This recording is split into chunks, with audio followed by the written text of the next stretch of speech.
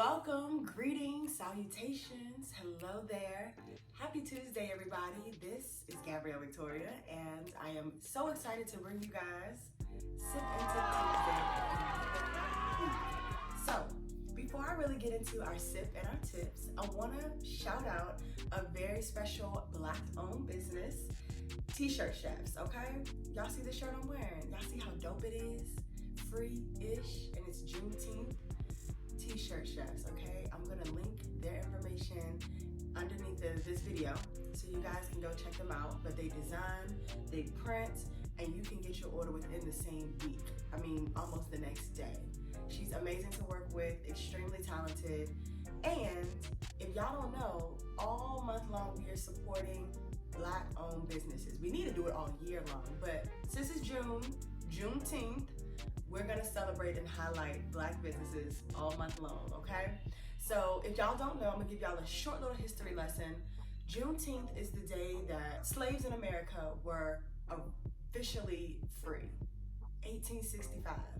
Now, the Declaration of Independence was signed in 1776, meaning that America was technically free July 4th, 1776. But our ancestors were not free until much, much later. So that's what we're gonna celebrate this year. After all that's gone on, it is long overdue for us to celebrate our heritage, our freedom, our ancestry, the beauty of being Black. And this shirt represents that. Yes, we are free, but the ish is the caveat that we still have a long way to go, y'all. You know, we're still fighting for some basic human rights out here and basic human courtesies and respect. So, T-shirt chefs, gonna hook you up. Now, let's get into our sip of the week. Okay, so I don't like to ride trend waves, but since everyone is on the tea wave, you know, tummy teas and NutriBlast teas and all types of teas, I decided I'm gonna feature a tea of my own. I am. So this week I have a detox tea. Nothing extravagant, y'all. It's $5 at Walmart, if that. But it's from one of my favorite brands. And the brand is Yogi. Let me show you guys. So this Yogi brand, I like it because it not only promotes mental health, it gives you affirmations on every tea bag, but they have some amazing flavors and they taste so good. So today's tea is ginger, cinnamon, and a peach herbal extract to make a good little detox tea. And I add some dark honey. That's what I wanted to get. I add dark honey to it as a sweetener. One, because that's my business. And two, I don't do sugar in my teas, especially a detox, because I want to be as healthy and organic as possible. So get you guys some Yogi tea, all right? Let me go ahead and sip this so we can get started. Our tip of the week is going to be based on the art of saying no. I said it, the art of saying no. Now, no has gotten a bad rep. No has this negative connotation associated with it. No sometimes makes us feel anxiety, we feel guilty, we feel bad, we feel like horrible people when we say no. And for those of y'all who are out there that feel that way, this video is for you and me, child. I have had a journey, it has been my journey now, but it has been a rough road with me learning how to stand up for myself and say no without feeling bad. This whole episode stems from a conversation I had with one of my best friends, and we were getting on ourselves and challenging each other to say, listen, this is gonna be the year where we learn how to stand firmly, confidently on our nose and teach ourselves that we're honoring ourselves by saying no to the things that we really don't want to participate in. And it's okay. So I want to bring that to you guys as well. I know yes is such a great, powerful, popular, positive word, but I want us to think of no in that same way. No is a powerful, positive, it's a great word to use because guess what? You're saying no to the things that you feel. Right? You say yes to what you feel. We say yes to taking risks. We say yes to being strong and courageous. We say yes to the things that we want. So why can't you say no to the things that you don't want, right? So So let's get into it, because no is going to be your favorite word after this episode, okay? And now I want to preface all of this to say, I'm not telling you to go out and be rude and say no to everybody you meet. No. I'm saying that we are now going to change our minds, change our perspectives, change the lens through which we see no, so that we can feel comfortable when we really want to say no, but we may feel that we need to say yes. No. We're going to live our truth in this episode, okay? So, tip number 1 on how to embrace the art of saying no. Number 1, you want to be frank. You just say it. Be firm. Say, this is how I feel. No. Can you give me $20? No. Can you drive across town for me and go pick up my dry cleaning? No. You have to just say it. And I know the reason this point even exists is because there are a lot of times that we feel the need to give an exasperating explanation. We need to go on and go all around Joe's barn to explain what we really can just say by saying no. Oh, I can't do that because, I just came from this place and my gas is low and I have to go pick up the kids and then I had to cook and it was, girl, just say no. So be frank is tip number 1.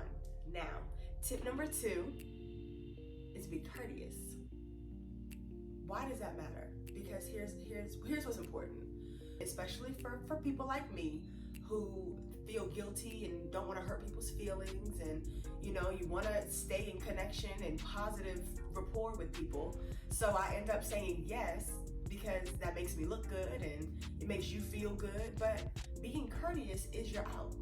You can say no in such a way that still maintains sensitivity, it shows thoughtfulness, and it still shows concern for the relationship. So perhaps instead of just a blunt, nah, you could just say, you know what, I'm unavailable, but if and when I do become available, I'll let you know. Or you could say something like, you know what, I really can't do that, I'm so sorry. You know what, you can go ahead and just count me out, I'll participate in a different way. Find a way to say no succinctly, but courteously. And it shows that, oh, you know what? I don't even feel like I just got rejected just now. She put together a well-crafted statement, but she showed me that she's not able to do it. Cool, let me go ahead and move on. No harm, no foul, no hard feelings. So that's what we really want at the end of the day, is to be able to say no and maintain relationship with the people without them not liking us, hating us, feeling a way towards us, especially to someone you care about. And that's what all of this is prefaced around. These are people we care about. Strangers, I can say no thank you all day long. No thank you, no thank you, not interested. But people I really love and I want to do for and I care about, I really do try to extend myself if I can.